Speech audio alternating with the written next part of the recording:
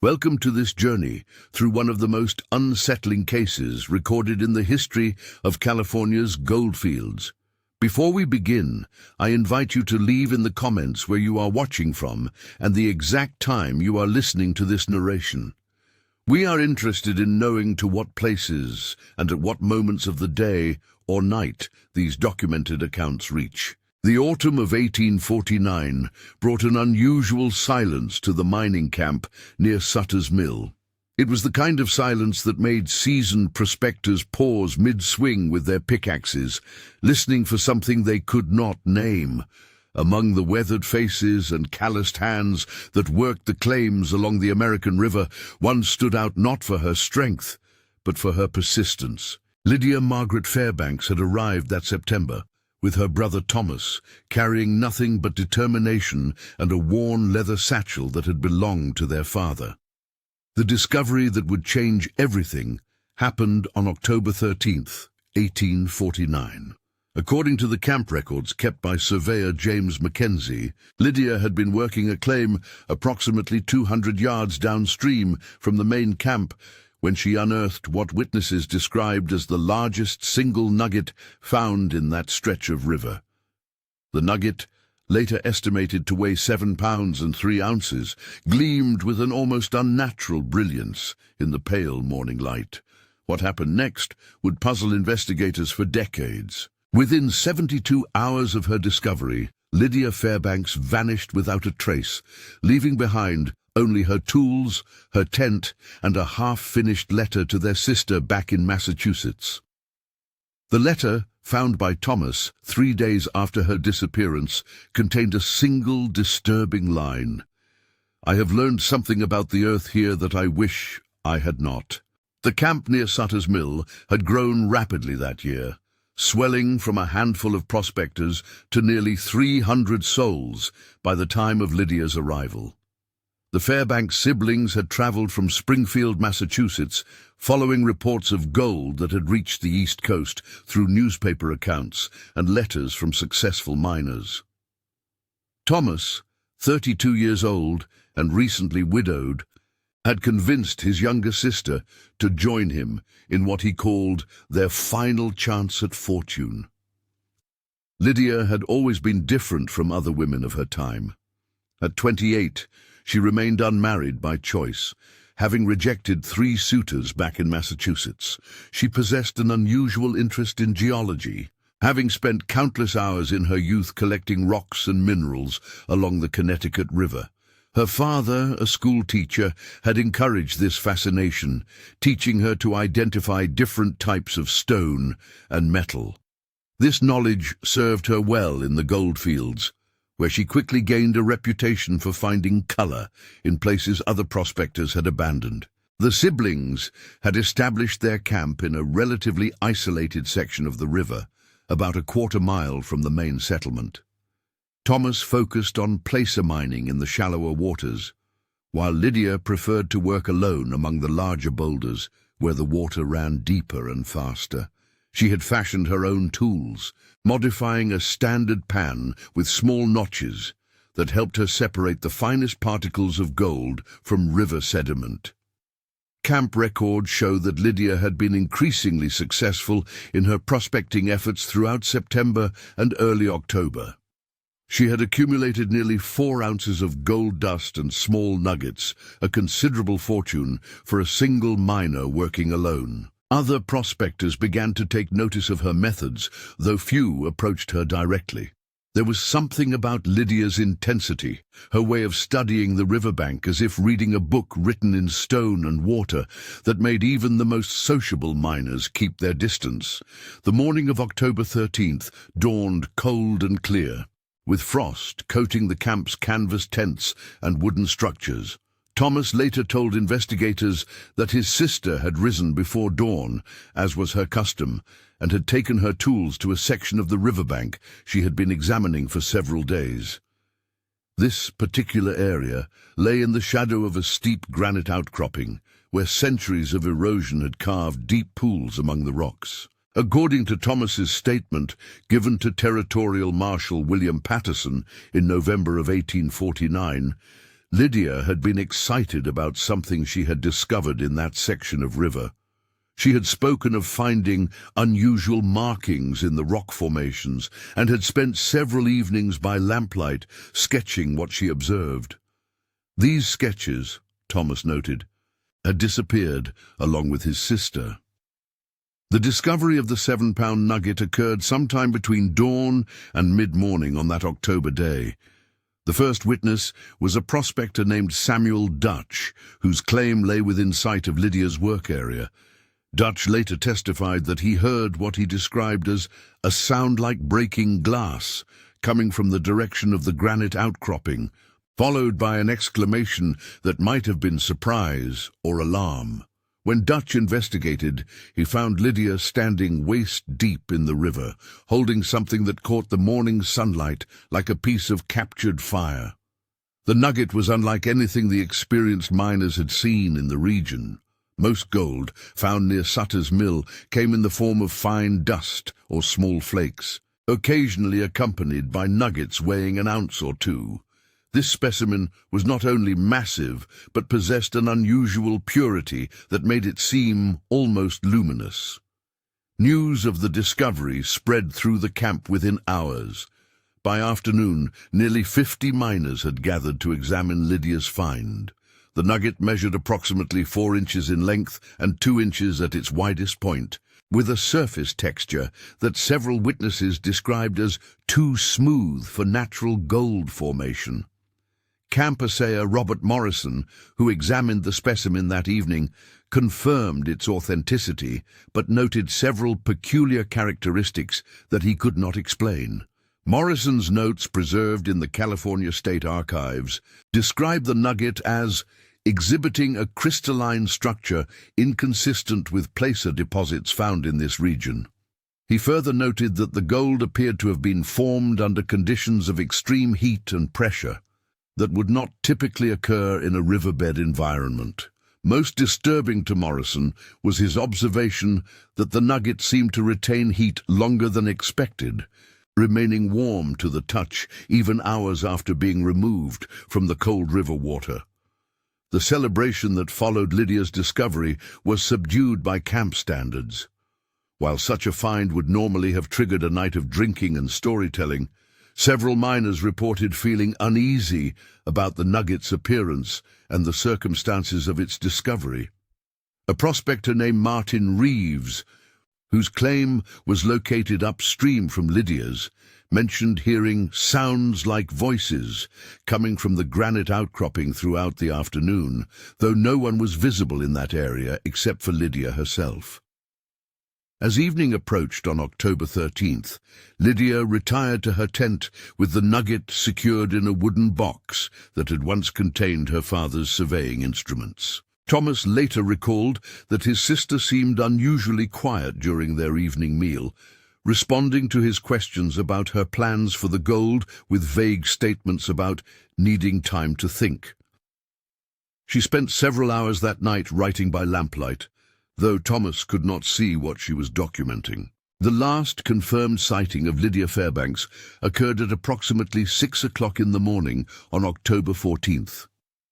Miner Joseph Crawford, who maintained an early schedule for his own prospecting work, observed her leaving her tent and walking toward the river carrying her usual tools. Crawford noted that she appeared to be carrying something else as well, though the pre-dawn darkness made it difficult to identify the object clearly. When Thomas awoke 2 hours later, he found Lydia's tent empty and her bedroll cold. Her prospecting tools lay abandoned near the granite outcropping, arranged in what witnesses described as a deliberate pattern, rather than scattered as if dropped in haste. The wooden box that had contained the 7-pound nugget was nowhere to be found. A search of the immediate area revealed no signs of struggle or violence. Lydia's footprints were clearly visible in the soft riverbank soil, leading from her tent to the location where her tools were found. However, beyond that point, the trail vanished completely.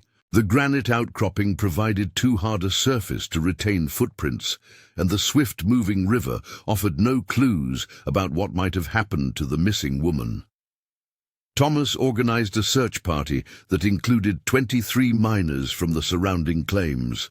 They combed the riverbank for 2 miles in each direction, examined every cave and crevice in the granite formations, and even dragged portions of the river where the water was shallow enough to permit such efforts. No trace of Lydia or the missing Nugget was ever discovered. The initial assumption among the miners was that Lydia had been the victim of robbery and murder. Gold theft was not uncommon in the mining camps, and a 7-pound nugget would have represented a powerful temptation for desperate men. However, this theory failed to explain several puzzling aspects of her disappearance. The killer would have needed to dispose of Lydia's body completely while leaving no evidence of violence at the scene. More significantly, the deliberate arrangement of her tools suggested something other than a hurried crime of opportunity. Marshal Patterson arrived at the camp on October 20th to conduct an official investigation. His initial report, filed with the territorial government in Sacramento, documented the basic facts of the case, but noted several irregularities that complicated standard investigative procedures. Primary among these was the testimony of multiple witnesses regarding unusual sounds and phenomena in the days surrounding Lydia's disappearance. 7 different miners reported hearing what they described as whispers or voices coming from the granite outcropping during the week following October 13th. These sounds occurred primarily during the early morning hours, between dawn and sunrise, and seemed to originate from deep within the rock formation itself. When investigated, the area revealed no evidence of hidden spaces or caverns that might explain the acoustic phenomenon. More disturbing were reports of what witnesses called lights, visible within the granite outcropping during the hours of darkness. These lights were described as having a golden color similar to the unusual nugget Lydia had discovered. They appeared to move in patterns that suggested intelligence rather than random natural phenomena. 3 separate mining parties attempted to locate the source of these lights, but each search revealed only solid rock with no apparent openings or fissures.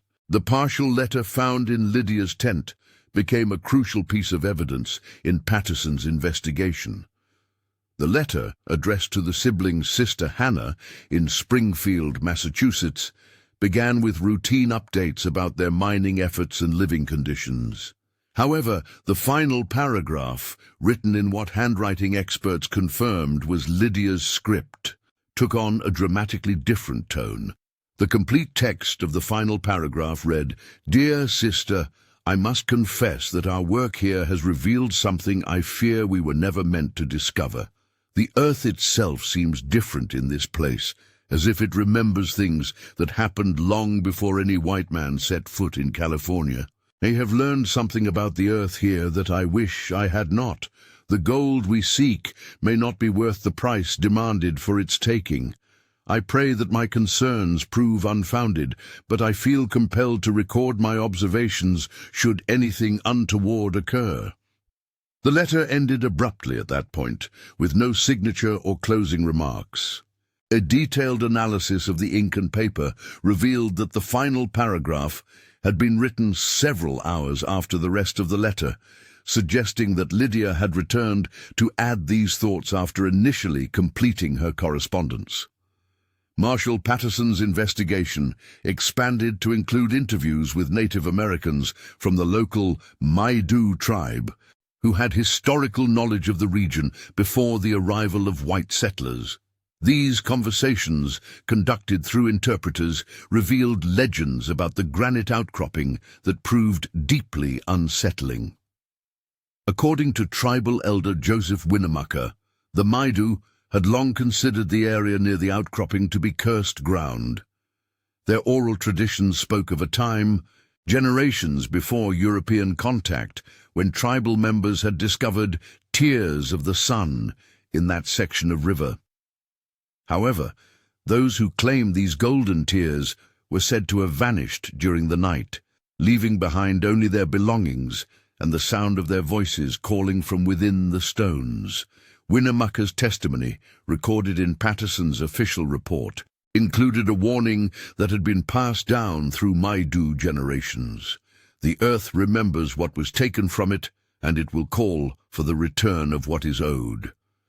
When asked about the specific nature of this debt, the tribal elder could only say that some gold was meant to remain hidden, as it served purposes beyond human understanding. The Marshal's investigation continued through November of 1849, but produced no additional evidence regarding Lydia's fate.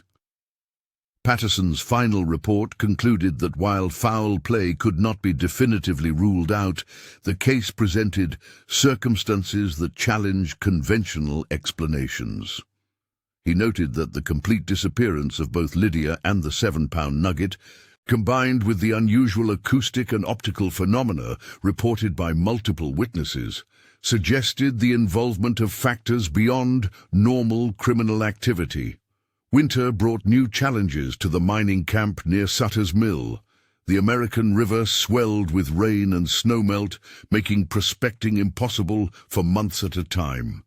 Many miners abandoned their claims temporarily, seeking work in Sacramento or San Francisco until the spring thaw would permit a return to the gold fields. Thomas Fairbanks was among those who departed, though his departure was permanent. He sold his claim to a group of investors from Oregon and returned to Massachusetts in December of 1849. The granite outcropping where Lydia had made her final discovery became an object of both fascination and fear among the remaining miners. Several attempts were made to work claims in the immediate vicinity, but each effort was abandoned within days due to what prospectors described as unnatural difficulties. Tools would disappear overnight. Carefully dug prospect holes would be found filled with stones in the morning, and the persistent sound of whispers would drive even the most determined miners to seek easier ground elsewhere. In February of 1850, a group of miners from Nevada City attempted to blast sections of the granite outcropping to expose any gold deposits that might be hidden within the rock formation. Their efforts ceased after the first explosion produced results that defied explanation. Instead of revealing the expected fractured stone and possible gold veins, the blast exposed what appeared to be a hollow space within the granite. However, when the miners attempted to explore this opening, they found it sealed with what they described as melted gold that had formed a barrier too pure and thick to penetrate with available tools. More significantly, the explosion seemed to intensify the acoustic phenomena that had plagued the area since Lydia's disappearance. Multiple witnesses reported that the whispers became clearly audible voices, though speaking in no language that any of the miners could identify. These voices continued for 3 days and nights following the blast attempt, eventually fading to their previous barely audible level only after the miners agreed to cease their excavation efforts. The camp near Sutter's Mill continued to operate through the early 1850s, but the section of river where Lydia had worked remained largely untouched. New arrivals were warned away from the granite outcropping by veterans of the camp, though the specific reasons for this warning varied depending on who provided the advice. Some spoke of safety concerns related to unstable rock formations, while others mentioned the area's reputation for bad luck without elaborating on the nature of that misfortune. In 1853, a geological survey team from the University of California arrived at the camp to study gold formation patterns in the American River system. Their investigation included a detailed examination of the granite outcropping, which had gained attention due to the unusual reports filed by Marshal Patterson 4 years earlier. The survey team's findings, published in the Journal of the California Geological Society in 1854, raised more questions than they answered. Lead geologist Dr. Marcus Hamilton noted several anomalies in the rock formation that contradicted established understanding of regional geology. The granite appeared to be significantly older than surrounding formations, suggesting that it had been displaced from its original location by some unknown geological process. More puzzling were traces of gold deposits within the granite itself, formed in patterns that Hamilton described as impossible under natural conditions. Chemical analysis of gold samples taken from the outcropping revealed unusual purity levels and isotope ratios that differed markedly from other gold found in the region. Hamilton's report theorized that the outcropping might be the remnant of an ancient meteor impact, which could explain both its unusual geological properties and the concentrated gold deposits. However, this theory failed to account for the acoustic phenomena that continued to be reported by miners and survey team members alike. The 1854 survey was cut short after team member Jonathan Pierce vanished during a night watch at the outcropping. Pierce, experienced geologist and cartographer, had volunteered to monitor the site overnight to document the reported acoustic phenomena.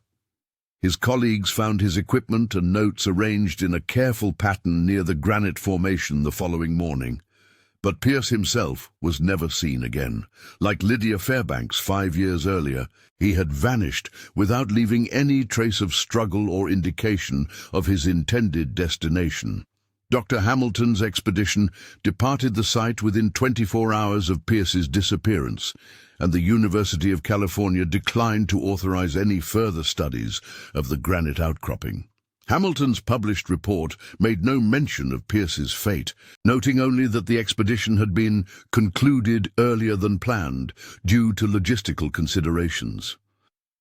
The mining camp near Sutter's Mill began its gradual decline in the late 1850s, as easily accessible gold deposits were exhausted and prospectors moved on to more promising locations throughout California and the Western Territories. By 1860, fewer than 30 miners maintained active claims along that stretch of the American River. The granite outcropping stood silent and largely forgotten, though it continued to feature in the occasional conversation between old-timers who remembered the events of 1849. Among those who remained was Samuel Dutch, the miner who had first witnessed Lydia's discovery of the 7-pound nugget. Dutch had maintained his claim through the boom and bust cycles of California gold mining, accumulating modest wealth through steady work rather than spectacular finds. In his later years, he became the unofficial historian of the camp, sharing stories with visiting prospectors and occasional travelers who passed through the area. Dutch's account of the Fairbanks case, recorded by visiting journalist Margaret Sinclair in 1863, provided details that had not appeared in any official reports. According to Dutch, Lydia had spoken to him on several occasions about her belief that the gold in their region was different from deposits described in mining manuals and geological texts. She had developed a theory that the metal found near the granite outcropping was much older than the river that had supposedly deposited it, though she kept the specifics of her reasoning to herself. More intriguingly, Dutch claimed that Lydia had shown him what she called maps in the stone, carved into surfaces of the granite outcropping. These markings, which Dutch described as being too regular to be natural but too old to be recent, depicted what appeared to be a network of underground chambers and passages extending deep beneath the riverbed. Dutch admitted that he had never been able to see these markings clearly himself, though he trusted Lydia's observations due to her demonstrated expertise in geological matters. The journalist Sinclair attempted to locate and document these stone markings during her visit to the site, but found no evidence of the carvings that Dutch had described. The granite surfaces showed typical signs of weather erosion and mineral staining, but no patterns that suggested intentional design or ancient craftsmanship.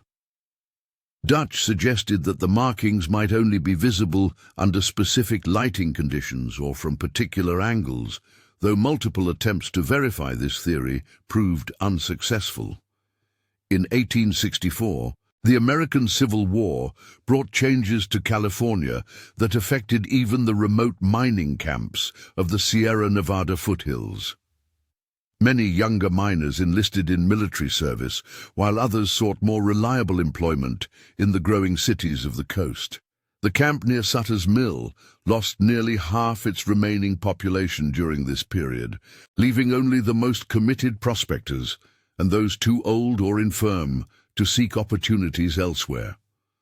Among the departed was Thomas Fairbanks, who had maintained correspondence with several camp residents despite his return to Massachusetts 15 years earlier. His final letter, received by Camp Postmaster William Chen in May of 1864, contained a request that surprised those who knew the family's history. Thomas had asked Chen to search Lydia's former campsite for any personal belongings that might have been overlooked during the original investigation of her disappearance. Chen's search, conducted with the assistance of Samuel Dutch and 2 other long-term residents, revealed nothing that had not been found years earlier. However, Dutch noted that the granite outcropping itself had changed in subtle ways since Lydia's disappearance. The rock formation appeared to be slowly sinking into the riverbank, with sections that had once been well above the waterline now partially submerged during periods of high flow. Additionally, the acoustic phenomena that had once made the site notorious had largely ceased, with only occasional whispers audible during the quietest hours of early morning. The gradual changes in the outcropping continued through the remainder of the 1860s. By 1868, much of the formation lay beneath the surface of the American River, except during periods of extreme drought. The few remaining miners in the area noted that the river's course had shifted slightly eastward, as if the water itself was avoiding direct contact with the granite structure. The final documented reference to the Fairbanks case appeared in the memoirs of Territorial Judge Harrison Mitchell, published privately in Sacramento in 1869. Mitchell had reviewed the official files related to Lydia's disappearance as part of a broader study of unsolved territorial crimes, and his account provided the last official word on what had become known locally as the granite outcropping mystery.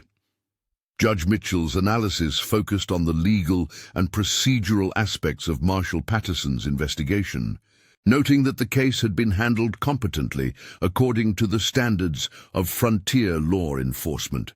However, Mitchell also acknowledged that the case presented circumstances that exceed the boundaries of legal analysis.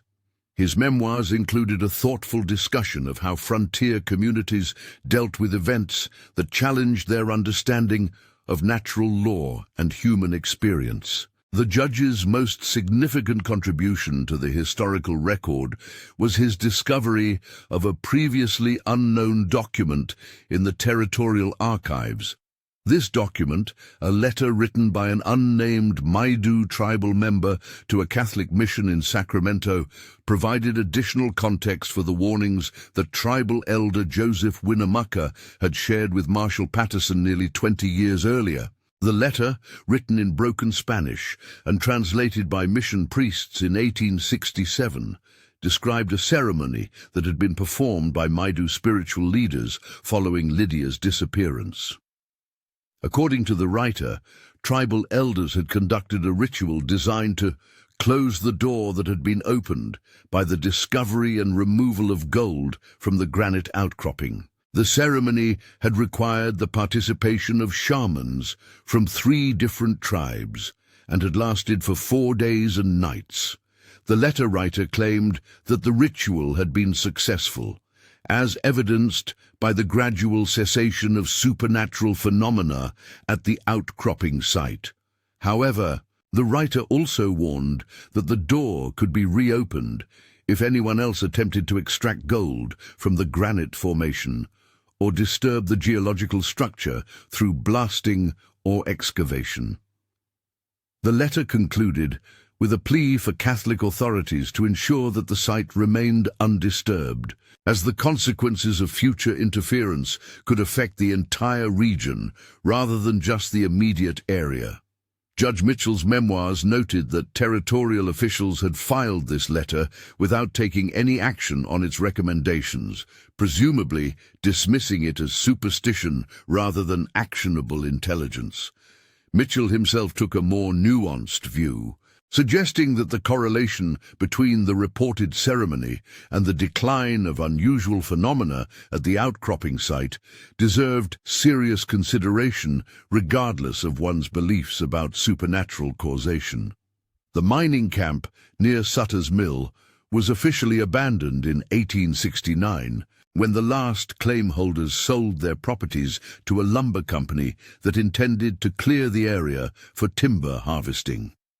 The granite outcropping, now almost entirely submerged, was marked on survey maps as a navigation hazard for river traffic, with no mention of its historical significance or connection to the Fairbanks case.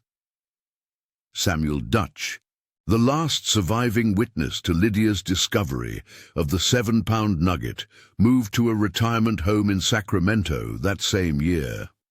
His final interview, conducted by California Historical Society researcher David Morgan in 1871, provided a coda to the mystery that had shaped 2 decades of camp folklore. Dutch maintained that he had never believed Lydia Fairbanks was murdered by gold thieves or any other human agency. In his opinion, she had discovered something at the granite outcropping that had cost her life, in ways that frontier justice could not address or even comprehend.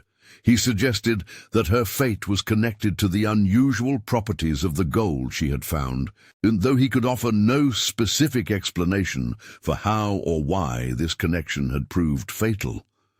When pressed by Morgan for his personal theory about what had happened to Lydia, Dutch provided an answer that reflected both his years of experience in the goldfields and his deep respect for forces beyond human understanding. He believed that some gold deposits were never meant to be disturbed, as they served purposes that went far beyond human needs or desires.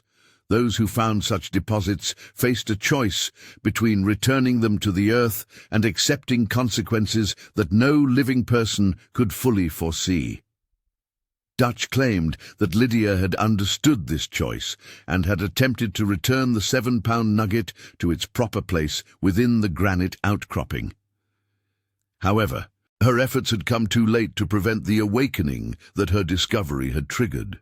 The earth itself had claimed her as payment for the disruption she had caused, though Dutch emphasized that he believed this to be natural law rather than supernatural vengeance. The historical record of the Fairbanks case effectively ends with Dutch's 1871 interview. The granite outcropping remained buried beneath the American River, marked only by occasional navigation warnings for steamboat traffic. The lumber company that had purchased the camplands found the timber harvest less profitable than expected and sold the property to cattle ranchers in 1873. Lydia Margaret Fairbanks was declared legally dead by Massachusetts probate courts in 1874, 25 years after her disappearance.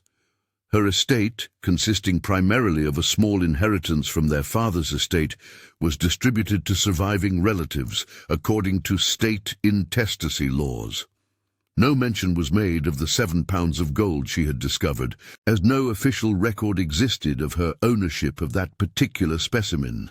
The site of the former mining camp passed through several different owners over the following decades, serving variously as cattle grazing land, a failed agricultural venture, and eventually as part of a larger ranch operation. The American River continued its gradual eastward shift, leaving the granite outcropping buried beneath increasingly thick layers of sediment and debris. In 1912, a team of engineers surveying the river for a proposed hydroelectric project noted unusual geological formations in the area where the mining camp had once operated. Their measurements indicated significant underground cavities that could potentially affect dam construction, though no excavation was undertaken to investigate these spaces further. The hydroelectric project was ultimately built several miles upstream, leaving the buried granite outcropping undisturbed. Local residents of the area, few of whom had any knowledge of the mining camp's history or the Fairbanks case, occasionally reported unusual sounds coming from the direction of the river during quiet nights. These reports typically described voices or whispers that seemed to originate from beneath the water, though no source for such sounds could be identified. County authorities generally attributed these reports to wind effects or acoustic illusions created by the river's flow over submerged obstacles.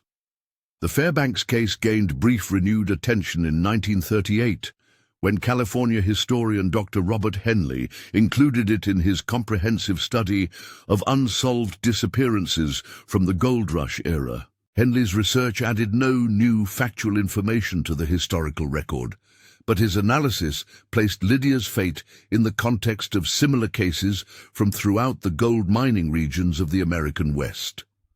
According to Henley's study, the discovery of unusually large or pure gold specimens was associated with unexplained disappearances in at least 12 documented cases between 1849 and 1865.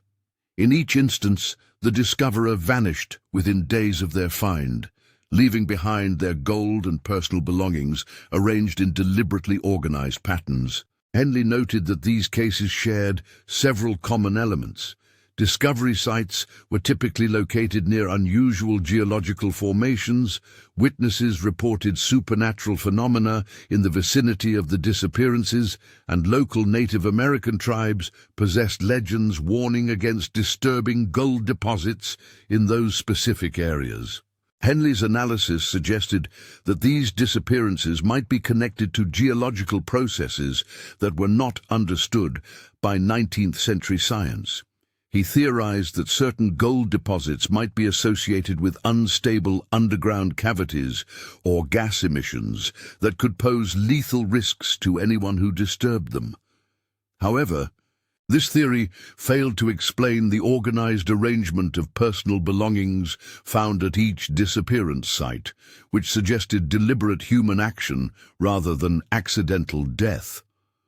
The historian's work attracted attention from both academic researchers and popular writers interested in unexplained phenomena. Several follow-up investigations were planned for the 1940 and 1950 time periods, though none of these studies produced significant new findings.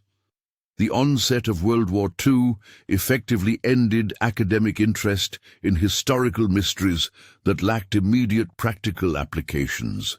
In 1955, the area where the granite outcropping lay buried was designated as part of a new state park system designed to preserve California's gold rush heritage.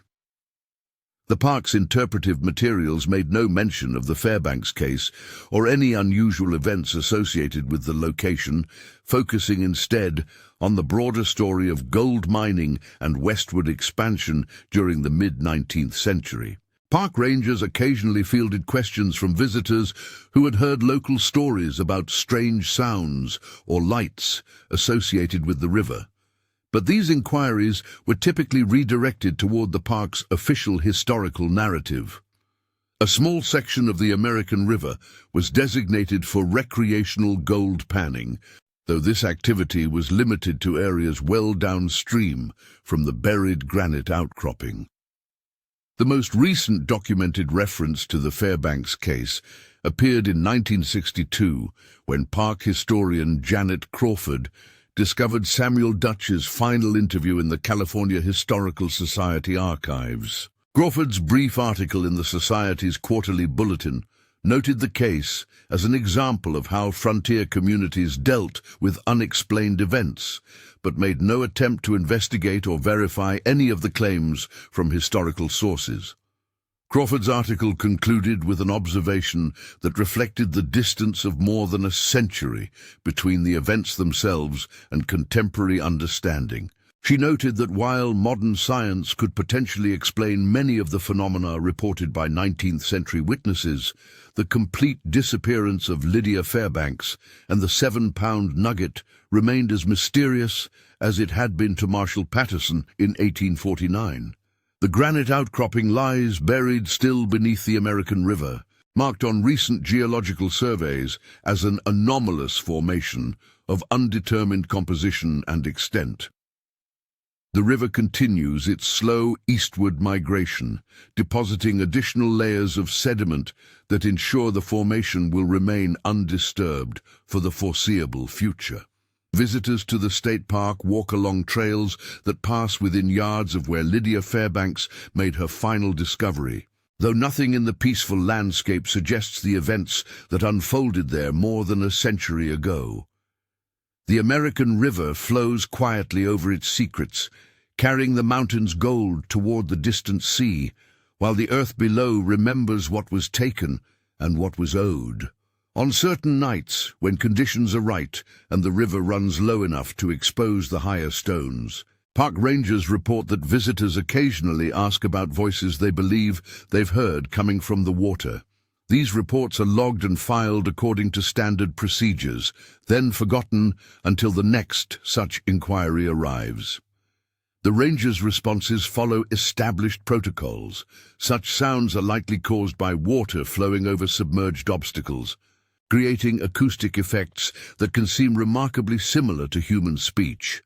The official record remains incomplete, as official records often do when they attempt to contain events that exceed the boundaries of ordinary experience. The truth about what happened to Lydia Margaret Fairbanks in 1849 rests somewhere between the documented facts preserved in territorial archives and the whispered warnings of those who understood that some doors, once opened, can never be completely closed again.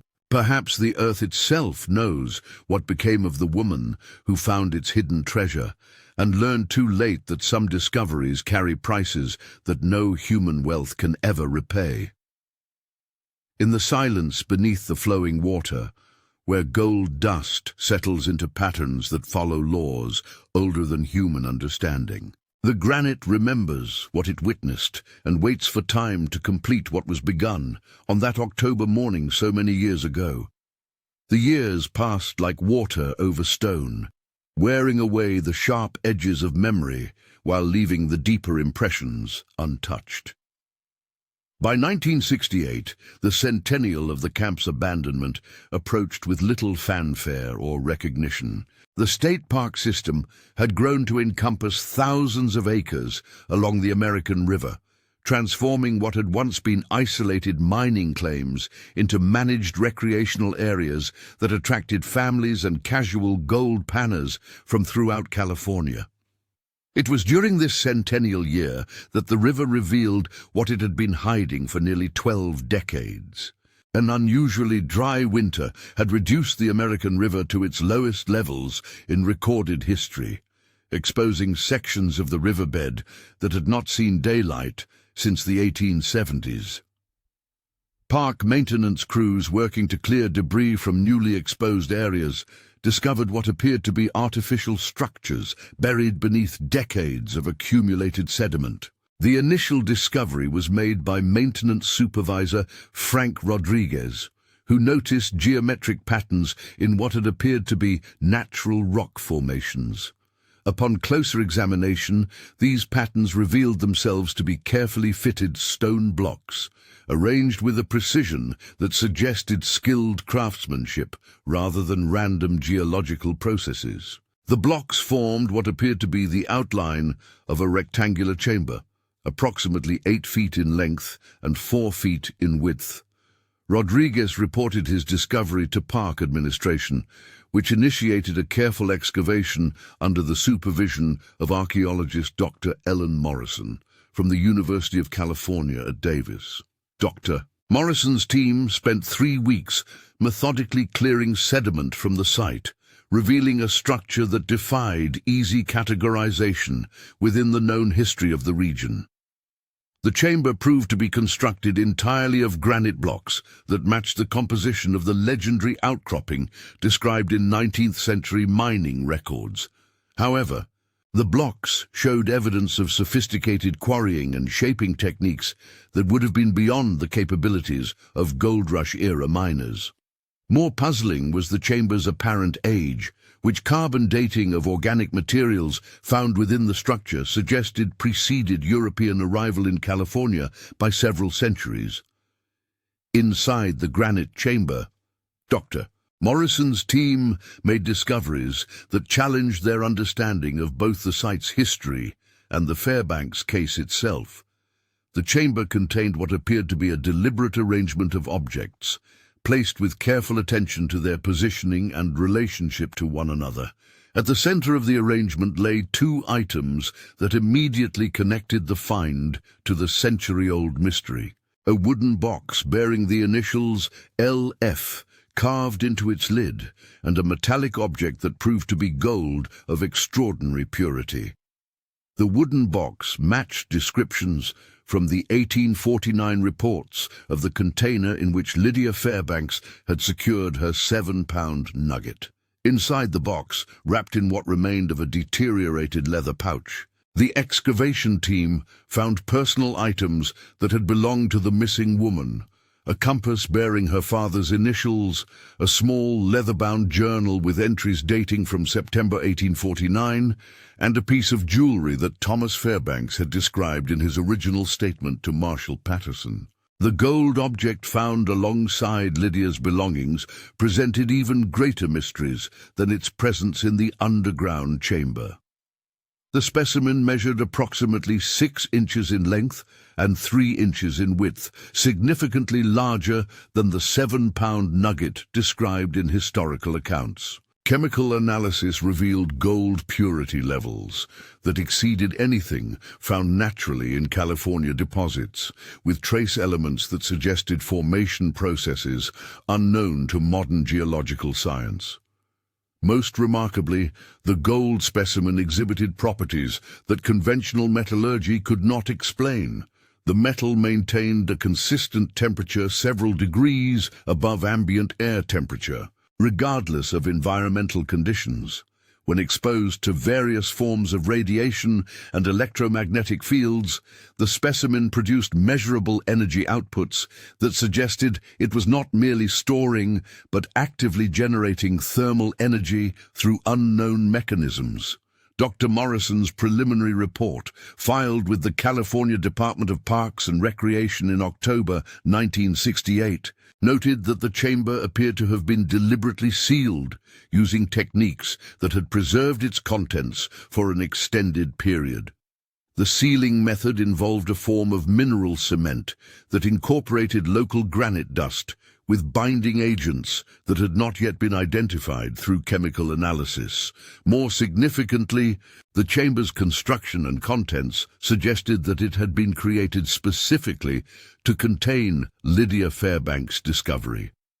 The internal dimensions of the space corresponded precisely to the objects found within it, with specially shaped recesses that appeared designed to hold the wooden box and gold specimen in their discovered positions. This implied that whoever had constructed the chamber possessed detailed knowledge of both the size and shape of items that would not be discovered until 1849.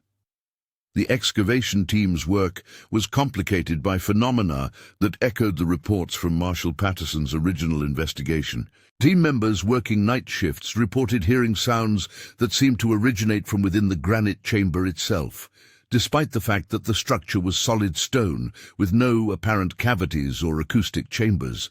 These sounds were described as whispers or voices speaking in an unidentifiable language, similar to the phenomena that had been reported by miners throughout the 1850s and 60s. Additionally, the electromagnetic properties exhibited by the gold specimen appeared to intensify during the hours of darkness. Sensitive equipment positioned near the chamber recorded energy fluctuations that followed patterns too regular to be random but too complex to be easily decoded. Dr. Morrison noted in her field journal that these patterns reminded her of communication signals, though no known technology could explain how a gold specimen might generate such organized electromagnetic emissions. The discovery attracted attention from federal authorities when routine reports of unusual electromagnetic activity reached the Department of Defense through standard academic reporting channels. A joint team of military and civilian scientists arrived at the site in November 1968, though their investigation lasted only 72 hours before being terminated without explanation. The official statement released by the Department of Defense dismissed the electromagnetic readings as equipment malfunction and attributed the structural anomalies to previously unknown mining operations from the late 19th century.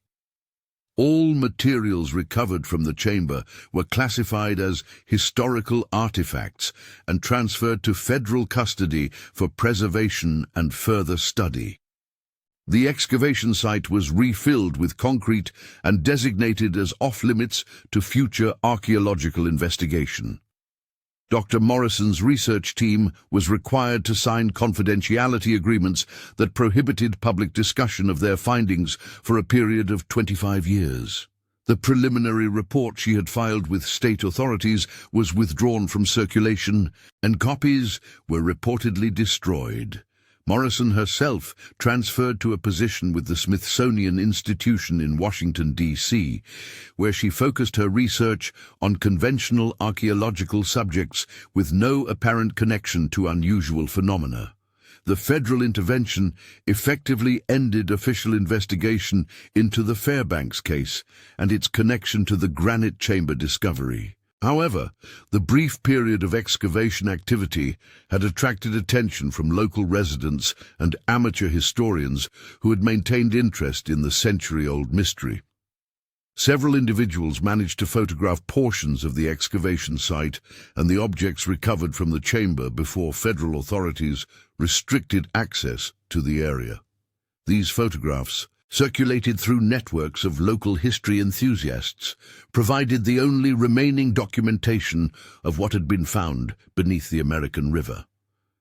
The images showed the granite chamber in various stages of excavation, the arrangement of objects within the structure, and close-up views of both Lydia's wooden box and the unusual gold specimen. While the photographs lacked the detail necessary for scientific analysis, they confirmed the basic facts of the discovery as described by excavation team members. Among those who had maintained interest in the Fairbanks case was retired park ranger William Chen, whose grandfather had served as postmaster at the original mining camp. Chen had spent decades collecting oral histories and documentary evidence related to the camp's history, and he recognized the significance of the chamber discovery immediately. Chen's private investigation, conducted through interviews with excavation team members and analysis of the photographic evidence, led him to conclusions that challenged both the official federal explanation and conventional understanding of the events that had occurred in 1849. In his view, the granite chamber had not been constructed by 19th-century miners, but represented something far older and more complex. According to Chen's theory, which he outlined in a privately circulated manuscript completed in 1971, the chamber was evidence of a deliberate intervention by forces that existed before European settlement of California. The precision of the chamber's construction and its apparent design to contain specific objects suggested knowledge of future events that exceeded normal human capabilities. Chen theorized that Lydia Fairbanks had been selected, rather than simply unlucky, to discover the 7-pound nugget and the secrets it represented. Her background in geology and her demonstrated ability to perceive patterns in natural formations that others missed had made her uniquely qualified to serve as what Chen termed a bridge between different forms of understanding. The retired ranger's manuscript suggested that Lydia had not been murdered or accidentally killed, but had voluntarily entered the granite chamber to fulfill a purpose that she had come to understand through her study of the stone formations and their hidden messages. This voluntary sacrifice had been necessary to maintain what Chen called the balance between human ambition and earthly wisdom. While Chen's theories could not be verified through conventional historical methods, his manuscript provided a framework for understanding the Fairbanks case that acknowledged both the documented facts and the supernatural elements that conventional investigation had been unable to explain. His work influenced a small but dedicated group of researchers who continued to study the case, despite official discouragement and lack of access to physical evidence. The area where the granite chamber had been discovered remained sealed and off-limits through the 1970s and 80s. Occasional attempts by private investigators and amateur archaeologists to access the site were discouraged through a combination of legal warnings and physical security measures. The concrete barrier installed by federal authorities showed no signs of deterioration or unauthorized disturbance. However, the electromagnetic phenomena that had complicated the original excavation continued to manifest in the surrounding area. Sensitive electronic equipment brought within a quarter-mile radius of the sealed chamber experienced interference patterns that matched the readings recorded during the 1968 investigation. These effects were particularly pronounced during the early morning hours, between dawn and sunrise, echoing the timing of supernatural phenomena reported by 19th-century miners. In 1983, the confidentiality agreement signed by Dr. Morrison's excavation team expired, legally permitting team members to discuss their findings for the first time in 15 years. However, none of the surviving team members chose to break their silence publicly. Most had moved on to other careers and expressed no interest in revisiting what several described privately as the most disturbing experience of their professional lives. The exception was Field Assistant Robert Martinez, who had been responsible for cataloging and photographing artifacts recovered from the chamber. Martinez revealed in a 1984 interview with regional newspaper reporter Sarah Williams that the excavation had uncovered evidence beyond what had been included in official reports. According to Martinez, the granite chamber had contained additional objects that were removed by federal authorities before Dr. Morrison's team could complete their documentation. These objects included what appeared to be written documents, though their composition and age could not be determined before they were confiscated. Martinez claimed that the documents contained text in multiple languages, including English script that matched handwriting samples from Lydia Fairbanks' known correspondence. More significantly, Martinez revealed that the chamber had shown evidence of recent use despite being sealed beneath river sediment for decades.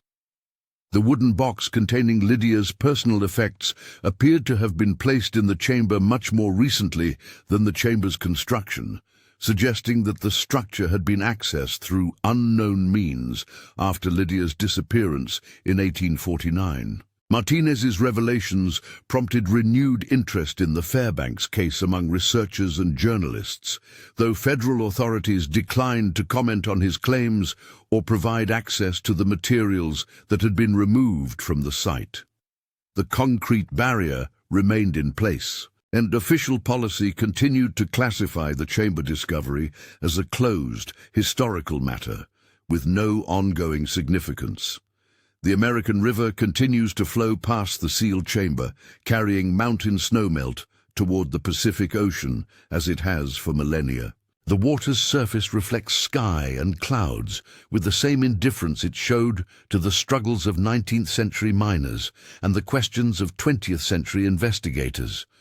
Beneath the flowing current, the granite structure waits in darkness, holding its secrets behind barriers both human and natural. Visitors to the state park walk trails that pass within yards of the sealed site, though nothing in the landscape suggests the mysteries hidden beneath their feet. Interpretive signs describe the area's role in California's gold rush history, focusing on themes of human ambition, environmental transformation, and the pursuit of fortune that defined the 19th century American West. The official narrative speaks of individual courage and collective enterprise, of dreams pursued and sometimes fulfilled in the mountains and streams of Northern California. It does not mention the price that some paid for disturbing treasures that were perhaps meant to remain hidden, or the questions that remain unanswered more than a century after Lydia Margaret Fairbanks walked into the morning mist and vanished from human knowledge. In the end, perhaps the most honest statement that can be made about the Fairbanks case is that it represents one of those rare instances where the documented facts exceed our ability to explain them satisfactorily. The evidence suggests that something extraordinary occurred at the granite outcropping in 1849, something that challenged the boundaries between the possible and impossible, the natural and supernatural, the human and inhuman. Whether Lydia Fairbanks died as a victim of human violence, natural disaster, or forces beyond normal understanding may never be definitively determined. What can be said with certainty is that her discovery of the 7-pound nugget triggered a sequence of events that continued to resonate for more than a century, leaving traces in official records, oral traditions, and sealed chambers that may outlast the memory of those who tried to solve her mystery. The granite remembers, as stone always remembers, storing impressions of pressure and heat and time in its crystalline structure. The gold retains its secrets, maintaining temperatures and energy outputs that conventional science cannot fully explain. And the earth itself keeps its counsel, revealing its treasures and its dangers according to laws that preceded human understanding and may well survive its passing. Perhaps that is the true lesson of the Fairbanks case, that there are aspects of our world that remain beyond human comprehension, despite our tools and theories and confident explanations. In our rush to extract value from the earth, we sometimes discover that the earth extracts its own price, collecting debts in currencies we never knew we owed. The American River flows on, carrying its burden of dissolved minerals toward the sea, while somewhere beneath its surface, in chambers sealed by federal authority and natural process alike, the truth about Lydia Margaret Fairbanks waits for a time when humanity might finally be ready to understand what she discovered in the granite outcropping during those final October days of 1849. Until then, the water whispers what it has always whispered, that some doors, once opened, change everything that comes after. And some secrets are worth more than gold, because they remind us that we are not the masters of this world, but merely temporary guests in a story much larger and stranger than we ever dared imagine.